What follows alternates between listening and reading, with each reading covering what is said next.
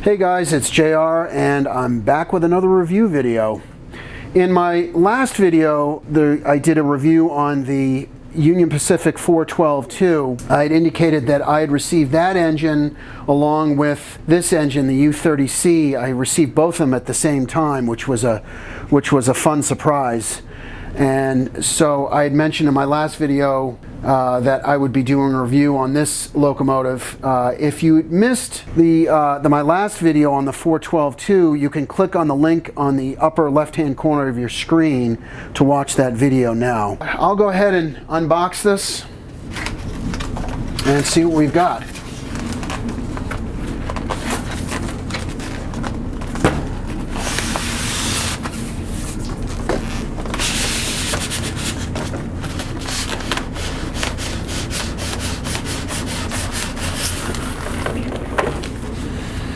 I always tend to open these upside down. So here it is, the typical ribbon. Makes it easier to pull the locomotive out.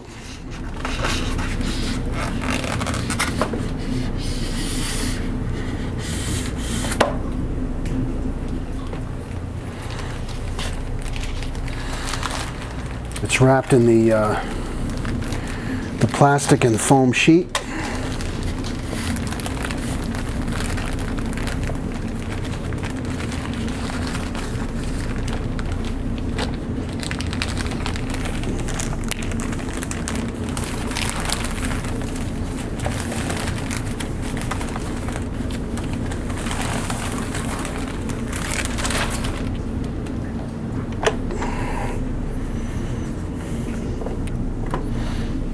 And there it is. Give you guys a better look at it. So I'll go ahead and finish unboxing this, taking the foam out, and we will do a review on it.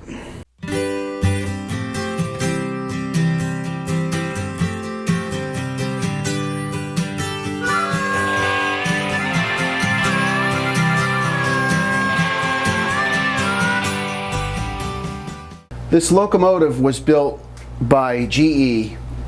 It was built between November of 1966 and October of 1976. 600 were produced. 150 of those went to the Union Pacific. The locomotive delivered 3,000 horsepower and was 67 feet 3 inches long. It was a replacement to the SD40 for those railroads that couldn't get the SD40. This engine was produced by MTH in their 2018 Volume 2 catalog, so it was released in their catalog last year. It's the standard DCS Proto 3 locomotive. It weighs 5 pounds 2 ounces, and it is just under 18 inches coupler to coupler. Starting with the front of the locomotive, there are separately applied handrails in the front. You've got the cutoff bar here that actually rotates. You've got the MU hoses here. There is a chain here, an actual chain. Here's the platform. Goes between the two locomotives when you have it lashed up with another engine. These stairs here are, there's actually, you can actually see through them in the back, which is a nice detail. You've got handrails here and here. The handrails continue up and go over to the cab. You've got the headlight right here, the number boards here and here. This is the beacon that flashes. You can actually turn that on and off separately if you'd like. You can see there's an engineer figure right here in the cab, and this mirror actually rotates. In the back here, maybe I'll show it in my next, when I do the side shot, this door actually opens. I don't know if you can see that. This door over here opens also, but it's, I don't want to force it. because I don't want to break it, but it does look like it does open. It's just stuck closed. Nice brake handle here, independent brake handle, and then the clear lettering. We can handle it with the engine number on the side. Continuing with the side of the locomotive, like I said in the last part, this door opens. See how it opens, which is a nice detail. You've got the wiper blade on the window here that moves back and forth. You've got the metal handrails that run the whole length of the locomotive. You've got the fuel cap here and the fuel tank here. And the details of the trucks are pretty standard, nothing fancy. You've got some lines here and here. And then this is the see-through steps again, like in the front. And some grills in the back here. Okay, continuing with the top of the locomotive, there's really not too much to say about it. You've got the beacon over here on the right side that works. And then you've got some molded lines for some panels that open up. This is the where the smoke comes out, and the smoke it's a little tricky because of this grill. You have to be careful how you drop the smoke in there. It's just, you got to basically just drop the smoke in through the grill. This is the hatch that comes off, and you've got the standard 3-rail, 2-rail switch, the DCS DCC switch, and then you've got the master smoke and master volume switches here. And this panel is held on by magnets. So I just briefly wanted to talk about the smoke and how to put the smoke in, because it's not really that open like a typical smoke unit. You've got this grill here, like I said before. What I do is I use this. This is JT's Mega Steam smoke fluid dispenser. It's got the ultra fine point dispenser. I bought this on Amazon for a couple of dollars, and it's got the tip here, and you can just drop the smoke in it like this, and the smoke basically just falls through the grill.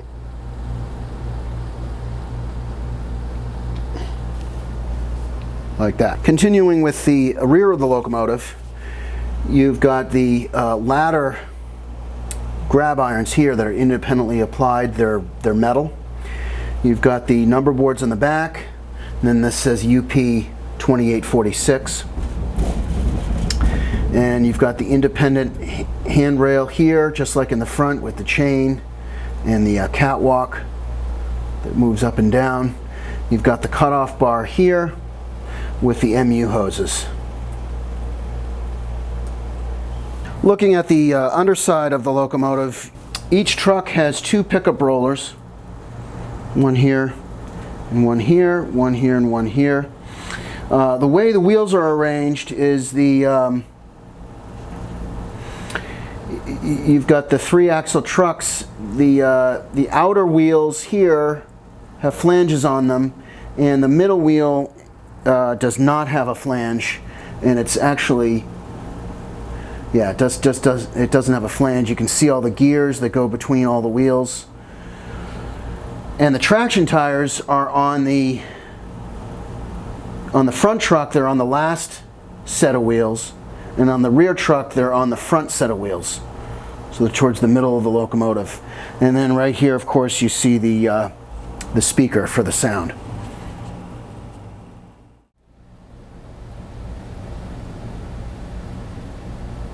Is he ready to go? She's in good shape. Thanks.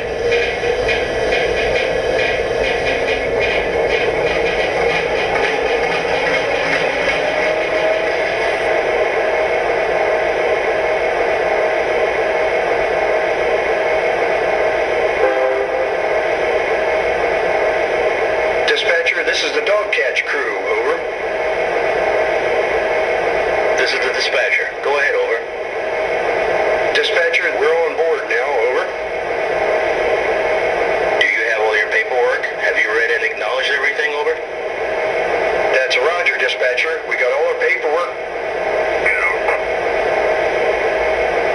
They're waiting further instructions, over.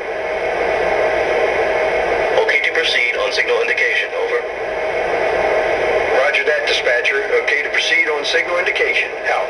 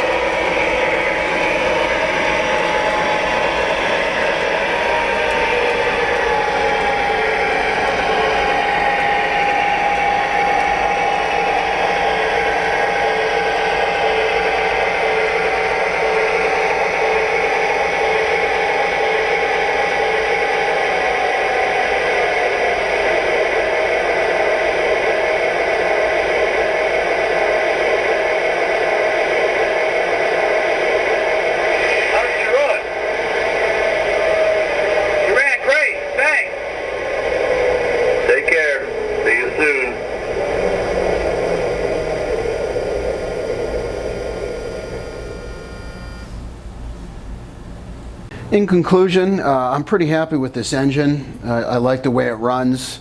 A lot of the reason why I got this locomotive was so that I could run it with my U30C. The two engines were in UP's roster around the same time, in the 1970s. The U30 came out before the U50, but they were in their roster at the in the 1970s. So I figured it'd be a good two engines to run together to have it look a little bit more prototypical. So in the future, sometime I'll be doing a running session, just a running session with those two engines, lashing them up together. They look nice running together. So I look forward to making that video. And so with that, I will talk to you guys later. Have a good one.